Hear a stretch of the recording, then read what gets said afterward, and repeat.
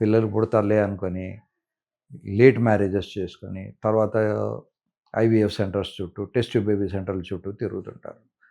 ఎవరైతే late marriage చేయదలుచుకున్నారో వాళ్ళు around 20, 25 అప్పుడే వాళ్ళ ఊసైట్‌ను ప్రిజర్వ్ చేసుకోండి. అట్లాగే మగపిల్లలు సెమెన్ ప్రిజర్వ్ చేయించుకోండి. నౌడేస్ preservation is possible for hundreds of years.